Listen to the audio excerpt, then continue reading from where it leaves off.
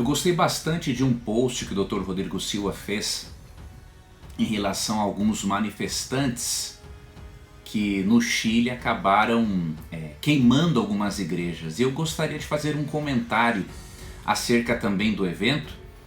Obviamente eu não tenho que acrescentar nada ao que o Dr. Rodrigo escreveu, até porque eu sou aluno dele e não tenho nada a ensinar a ele. Mas eu gostaria de comentar algo sobre o movimento feminista para ajudar você como cristão, como cristã, ter uma posição equilibrada em relação a este assunto, assim como a posição do Dr. Rodrigo Silva.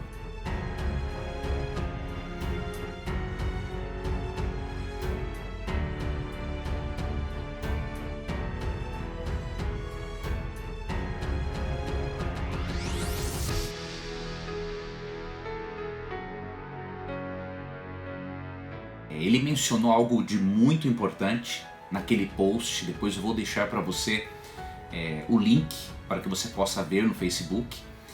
E eu queria apresentar aqui algumas coisas para você sobre o que a Bíblia pode dizer a respeito do feminismo, né? O que a Bíblia diz sobre a opressão às mulheres, né?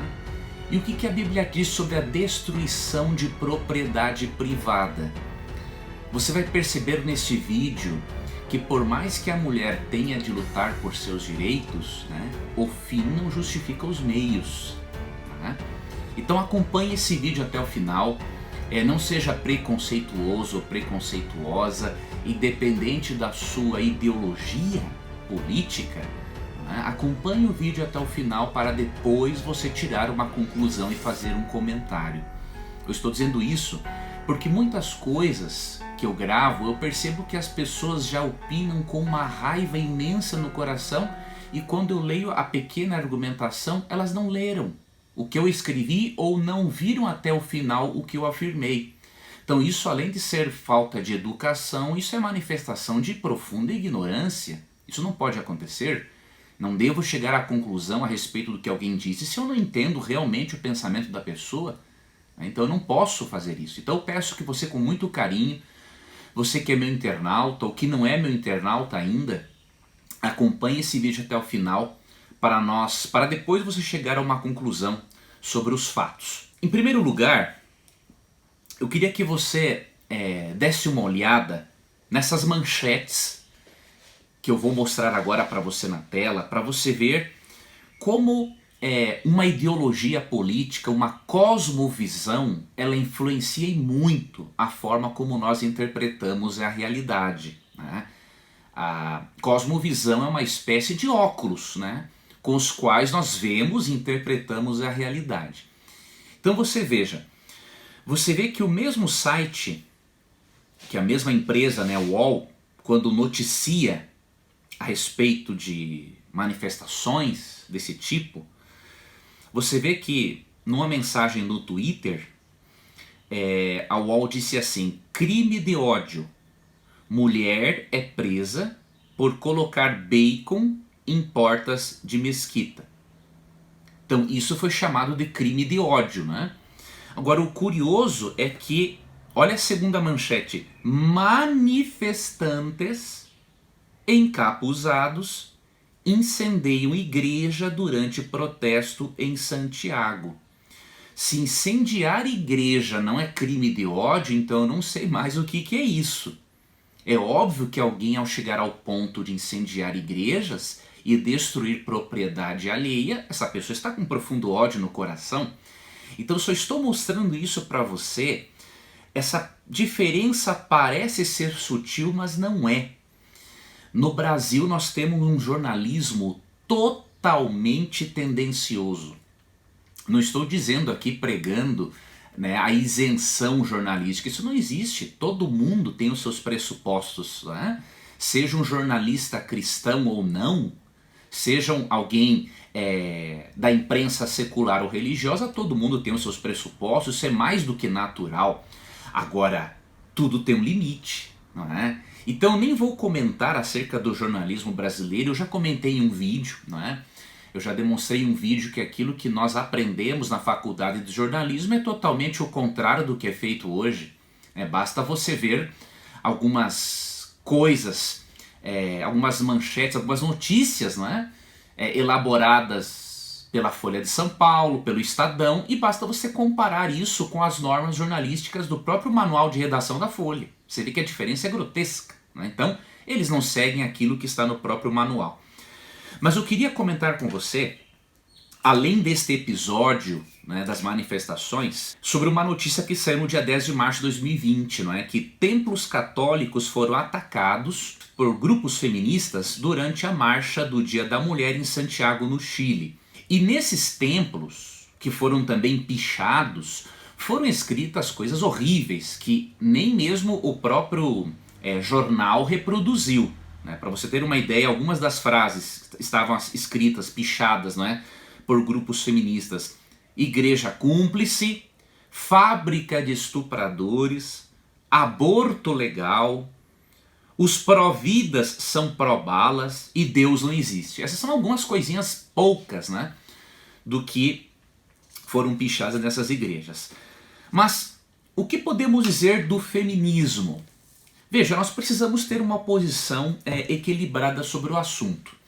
Eu gostei muito de um capítulo, né, que eu li, do Dr. John Stott, né, o livro Os Cristãos e os Desafios Contemporâneos. Tá?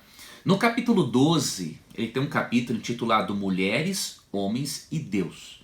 Este é um capítulo extraordinário, eu recomendo, né, que você leia este capítulo desta obra. A obra é Os Cristãos e os Desafios Contemporâneos, de John Stott, né, foi publicada pela editora Ultimato. No Brasil, foi publicada esta obra no ano de, vamos ver aqui, no ano de 2014, tá? Então é um capítulo muito interessante e eu me baseio no vídeo de hoje em parte neste capítulo.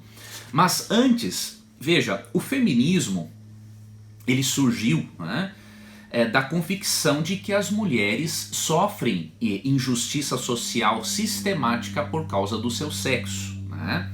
E por isso foi um movimento que surgiu para, diríamos assim, a eliminação da injustiça baseada no sexo.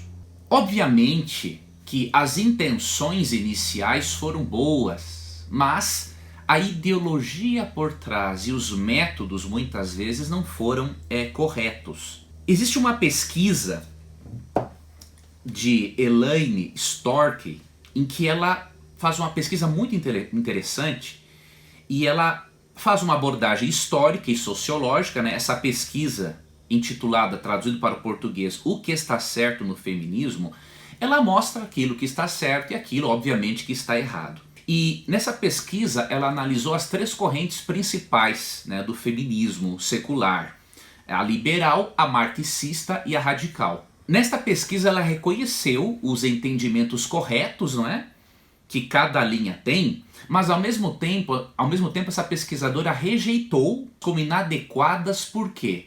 Em parte devido à visão iluminista que elas têm do ser humano, ou seja, o ser humano tem que ser totalmente independente, não deve ser guiado por regras, não é? Ou seja, as pessoas são vistas como autônomas, ao mesmo tempo em que são visões inadequadas, não é, acerca da forma como a mulher deve conquistar os seus direitos, né?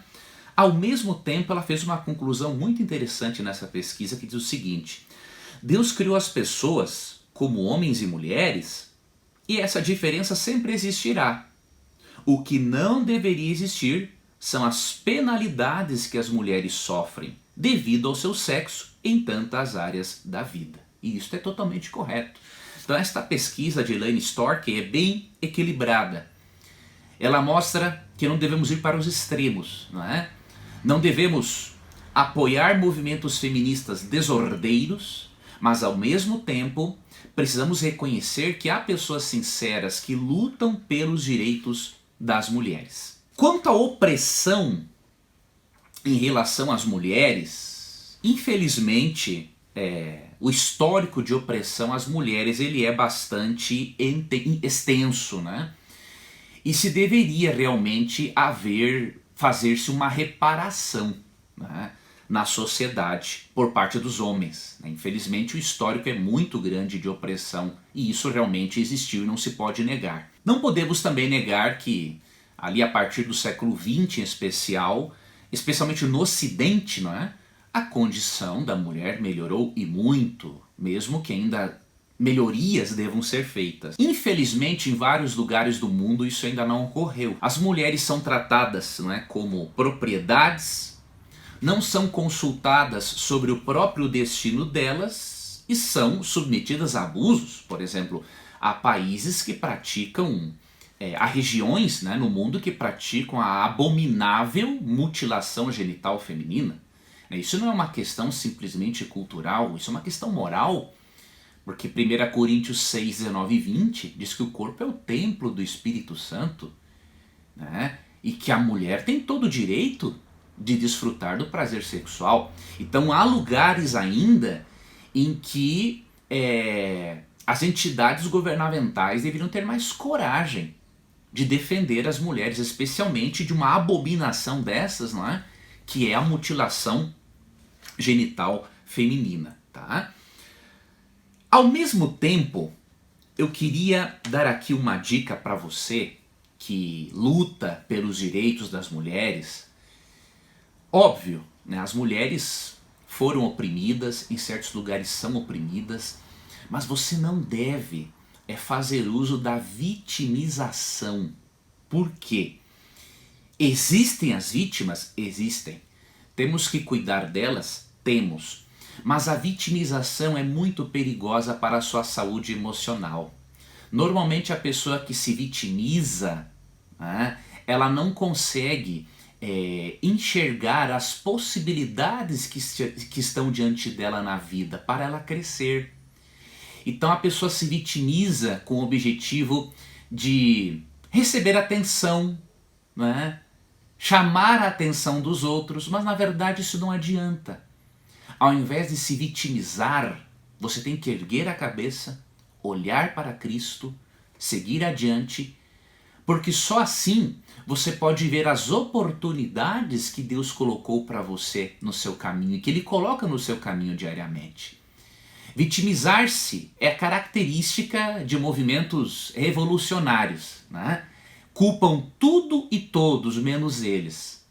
Mas isso não é correto. Nós temos que, como seres humanos, assumirmos a responsabilidade também por nossos erros, também por nossas falhas e buscarmos nos desenvolvermos, buscarmos crescer. E se você, por exemplo, ler qualquer obra sobre terapia cognitivo-comportamental, você vai ver os prejuízos que a vitimização traz. Então não se vitimize, erga a cabeça, né, e procure criar as suas próprias oportunidades. Tá? Não se baseie nesse tipo de movimento, porque senão você, obviamente, não vai crescer. Agora vamos para uma outra parte do vídeo que é muito importante. Será que o fim justifica os meios? Óbvio que não. Esses manifestantes e também as manifestantes, aqui inclui-se homens e mulheres, né, que queimam igrejas, isso não pode, isso aí não justifica os abusos que as mulheres sofreram ao longo da história e sofrem hoje. Não é? Eu não posso resolver um problema criando outro problema. Eu não posso tentar resolver um problema, ou melhor, eu não posso tentar falar de um crime ou acusar um crime cometendo outro crime. Isso é uma incoerência, isso é fruto de uma mente problemática, emocionalmente falando, não é? Porque nós não podemos ser desordeiros e destruidores de propriedade alheia para defendermos nossos direitos.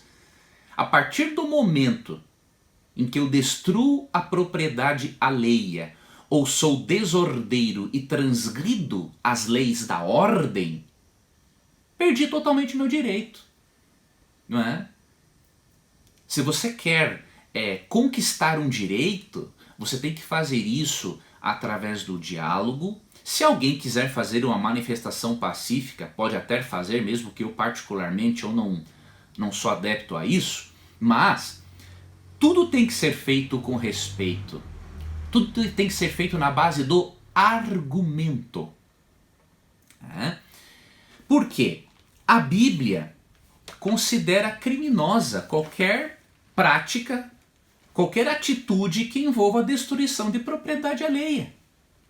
Não tem como justificar esse tipo de coisa.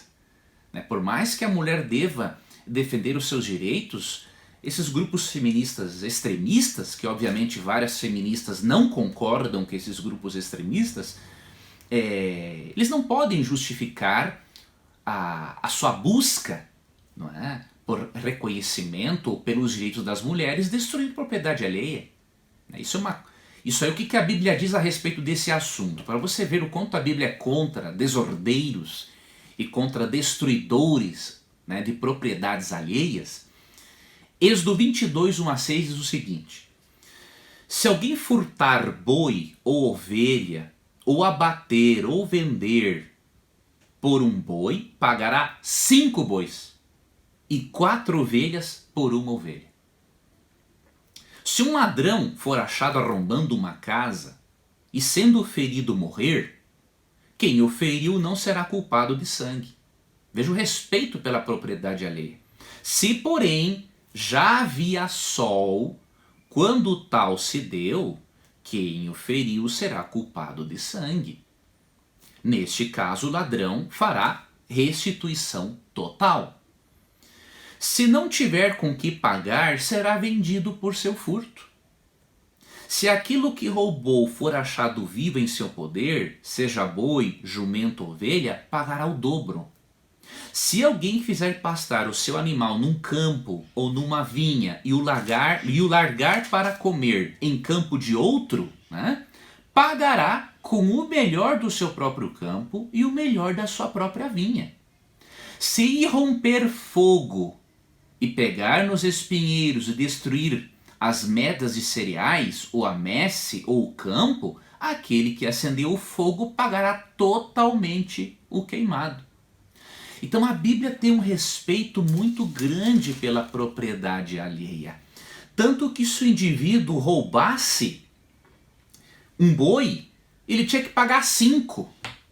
E se roubasse uma ovelha, tinha que pagar 4. Já pensou que bênção que seria isso, né? Se cada, por exemplo, político que rouba, ele tivesse que pagar 4 vezes mais do que ele roubou, a crise econômica no nosso país estava resolvida. Se cada templo destruído, queimado por manifestantes, tivesse de ser dado para a Igreja Católica, ou mais um templo a mais, eu duvido que voltassem a fazer isso. Na Bíblia não tinha uma preocupação muito grande em prender um ladrão, não. O ladrão simplesmente ou pagava o dobro, ou 4 vezes mais, ou 5 do que ele roubou, não é? E se ele não pudesse pagar, ia trabalhar até pagar o que ele roubou. Isso é a coisa mais justa que existe, ok? Então a Bíblia não justifica esse tipo de coisa. E por mais que existam erros, existam excessos, exista opressão para com algumas mulheres, para com várias mulheres, não especialmente no Ocidente ainda há, mas especialmente em outros lugares do mundo, nós não podemos justificar a delinquência, não podemos justificar o desrespeito à liberdade religiosa e não podemos justificar o desrespeito à propriedade privada.